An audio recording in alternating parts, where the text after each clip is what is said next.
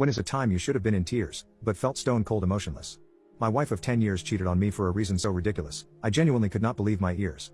My wife went out with friends like usual last night. She normally came back around 2 a.m., so I stayed up waiting. The hours ticked by with no word from her. By 4 a.m., her phone went straight to voicemail. I was sick with worry, but she finally stumbled through the door at 6:47 a.m. She came through in a tight dress and mesh leggings I had never seen, makeup smeared across her face. Relief flooded me for half a second before I took in her disheveled state. My heart dropped. "Were you assaulted?" She shook her head. I didn't know whether to feel relieved or more worried. "Then where were you?" She shrugged, avoiding my eyes. "You know what I was doing." The truth hit me like a freight train. She cheated. "Who was it?" "Some guy from the club." "I'm sorry." She yawned and began tearing up in her drunken state. "I'm tired. Let's not fight now." She slinked off to bed without another word. Numb with shock, I watched her pass out in bed. My mind raced, questions piling up that I wasn't sure I wanted answered. How long has this been going on? Was this the first time? I knew then this marriage was over. But before I left for good, I needed the truth. I packed a suitcase as the questions scrolled through my mind on repeat. By the time she woke, bleary-eyed, I was ready. She started crying when she saw the packed bags. "I'll do anything to fix this. We can work through this together, I promise." I shook my head. "The truth.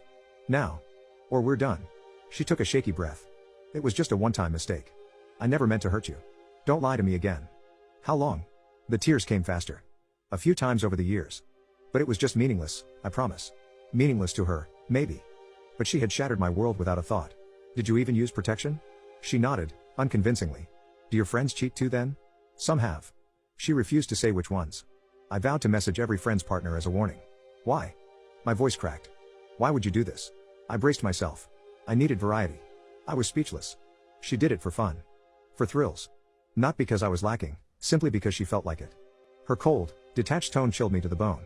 Her sudden shifts were unsettling. The woman I loved was gone, replaced by this unrecognizable person who betrayed me without a shred of guilt. I'd had enough. I didn't even react. I simply called her mom and told her everything before grabbing the last of my things and leaving. In my car, I ignored 100 texts ranging from insults to begging to random photos of us. I canceled accounts, changed passwords and found a place to crash. I drove away in disgust, but troubled by her strange changes in demeanor. The life I knew was gone, but her unusual behavior lingered in my mind. Why was she going back and forth between uncontrollable tears to stone-cold responses? A few weeks passed before I spoke with her family. Her mother was distraught, blaming herself for missing the signs. Apparently, my ex had struggled with mental illness for years, hiding her symptoms out of fear and shame. Her erratic actions began to make a terrible kind of sense. Her family begged me to return, swearing she would get help. But the damage was already done. My heart had hardened, unable to forget her cruelty in those final moments.